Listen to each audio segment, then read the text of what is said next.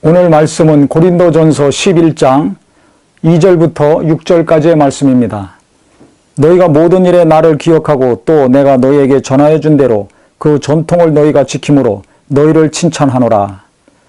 11장에서는 14장까지 예배에 관련돼서 있었던 문제들을 사도 바울이 다루고 있습니다. 11장에서는 여자들이 기도나 그 다음에 예언할 때 머리에 수건을 쓰는 문제를 가지고 이야기를 했고, 그 다음에 성만찬 문제를 다뤘습니다. 그 다음에 12장에서부터는 은사에 대해서 14장까지 다루고 있습니다. 그 첫 번째로 그가 이 여자들이 예배 중간에 머리에 쓰는 문제를 다루기 전에 2절에 보면 너희에게 전하여 준 대로 그 전통을 너희가 지킴으로 너희를 칭찬하노라. 사도 바울이 가르쳐준 전통을 그대로 지키고 있는 것에 대해서 고린도 교인들을 칭찬했습니다. 먼저 칭찬하고서 그 다음에 3절부터 이제 본론으로 들어가고 있는데, 그러나 나는 너희가 알기를 원하노니 각 남자의 머리는 그리스도요 여자의 머리는 남자요 그리스도의 머리는 하나님이시니라. 무릇 남자로서 머리에 무엇을 쓰고 기도나 예언을 하는 자는 그 머리를 욕되게 하는 것이요 무릇 여자로서 머리에 쓴 것을 벗고 기도나 예언을 하는 자는 그 머리를 욕되게 하는 것이니 이는 머리를 민 것과 다름이 없음이라. 즉 그 당시 이 사회적인 풍습을 우리가 먼저 알아야 이 본문의 내용을 이해를 할 수 있습니다.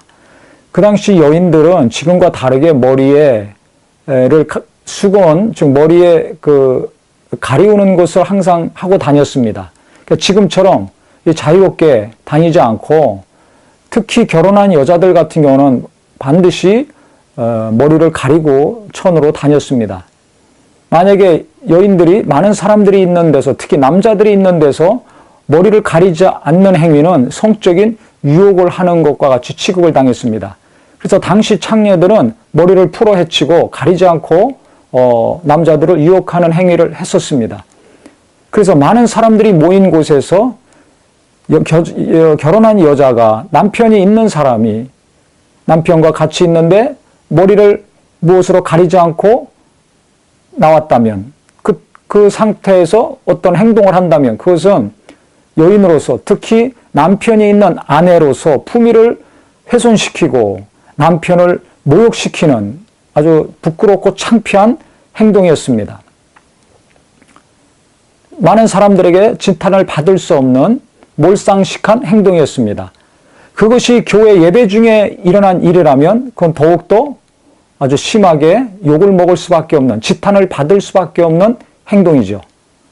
그래서 지금 바울이 그것을 바로잡기 위해서 무엇을 먼저 언급했냐면, 아내의 머리는 남편이고 남편의 머리는 그리스도고 그리스도의 머리는 하나님이다.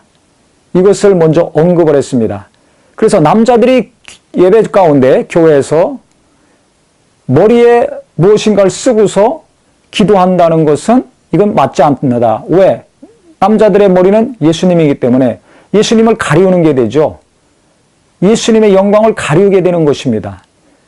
예수님의 영광이 드러나고 교회에서는 예수님이 나타나셔야 되죠. 그래서 남자들은 머리에 뭘 쓰고 기도하면 안 된다. 그런데 여자들은 머리에 쓰고 해야 된다는 것입니다.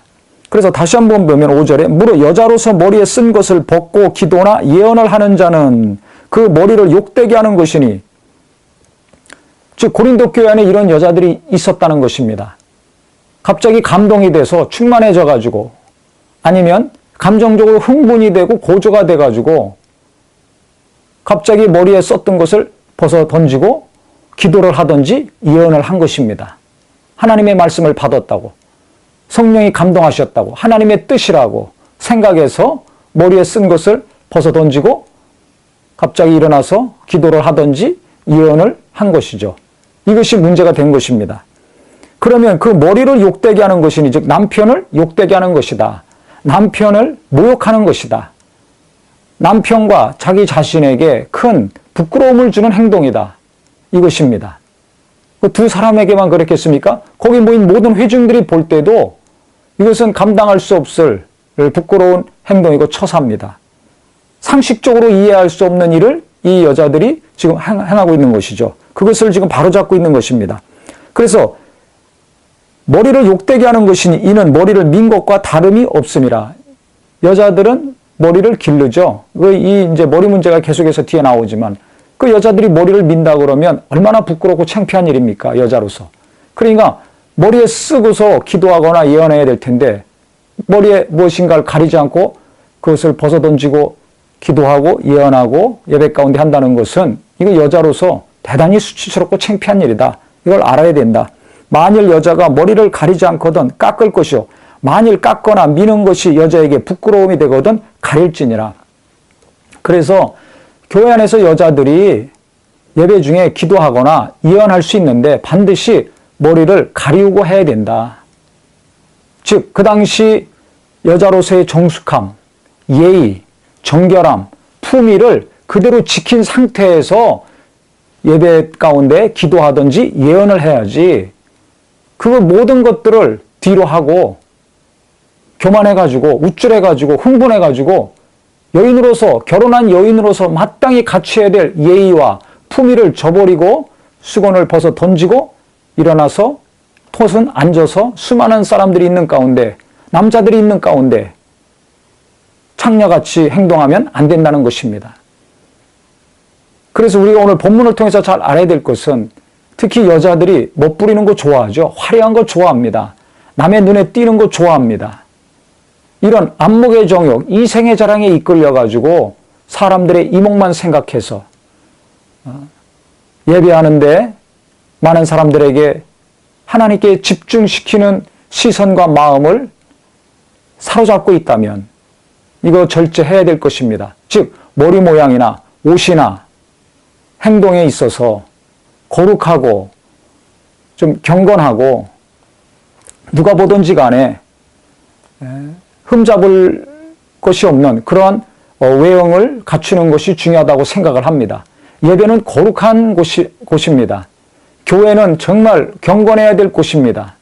그렇기 때문에 예배하러 갈 때 우리가 어떻게 행동해야 될 것인가, 남의 눈에 튀려고 하는 행동이 아니라 옷차림이 아니라 정말 하나님을 온전히 만나고자 하는 겸손함과 사모함으로 모든 행동이나 차림이나 하는 모든 말들이 구별되어서 누구한테라도 시험거리가 되지 아니하고 거침돌이 되지 아니하고 또 부부간에도 남들에게 속담거리가 되지 않도록 조심해야 될 것입니다. 그래서 여자들이 상상할 수 없을 정도로 상식 이하의 행동을 했기 때문에 바울이 이것을 지적한 것입니다. 그래서 우리가 정말 시대마다 유행이 있고 풍습이 있지만은 어느 정도 정상적인 사람으로서 정상적인 신앙인으로서 해야 될 그 차림이 있습니다. 행동이 있습니다.